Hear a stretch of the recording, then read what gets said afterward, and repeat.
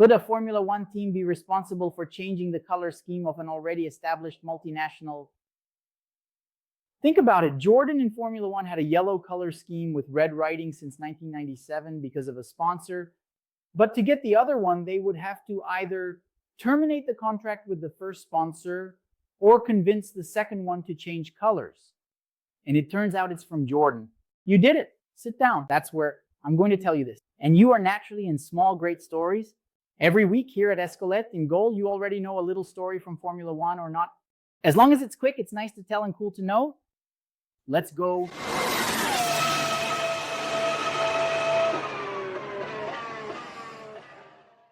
DHL is a company that transports large and small cargo, globally recognized and nowadays widely associated with a color scheme. In red and yellow, you must have seen it around, right? Envelopes, packages, planes, trucks, pickups, everything. Very yellow with red writing. But it wasn't always like this because the company's original color scheme was white and red. And the transition of the visual identity had to do with the Formula One team. Enter the friendly Irish Jordan. Coming from Formula 3000, the team debuted in Formula One in 1991. With a color scheme that was quite reminiscent of 7-Up, it was a sensation that season. Over there, Rubens Barrichello, Ed Irvine, Martin Brundle, Heinz-Harald Frentzen, Damon Hill, Ralf Schumacher, Jordan Tully, and Giancarlo Fisichella raced over the years.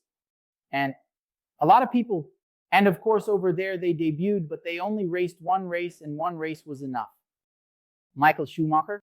They have always been known for their eye-catching color schemes.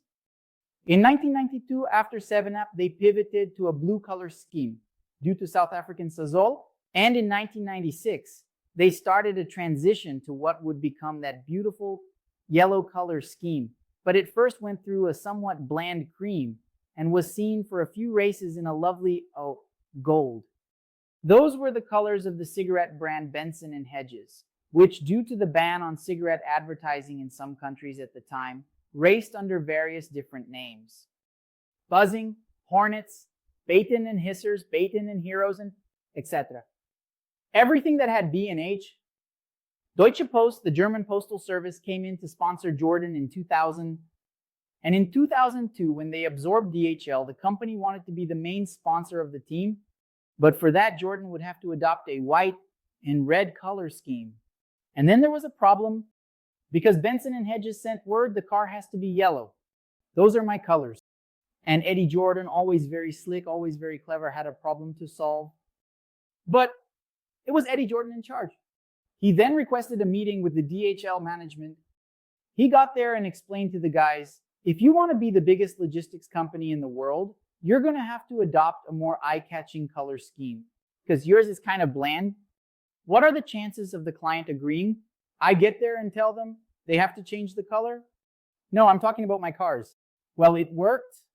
DHL agreed, changed its color scheme to that bright yellow with red lettering, and Eddie Jordan was able to keep both sponsors. Slick. Very clever. Since then, DHL has been involved with Formula One and is currently an institutional sponsor of the category. Jordan, for its part, was sold by Eddie to the Midland Group at the end of 2004, and in 2005, it was still called Midland Jordan. But in 2006, no more. After that, the same team has been Spiker, Force India, Racing Point, and today it's Aston Martin, owned by Daddy Stroll. That was just another little story from Splash and Go on YouTube. I hope you all enjoyed it. Leave a like, it's free, it doesn't cost anything, and it helps a lot.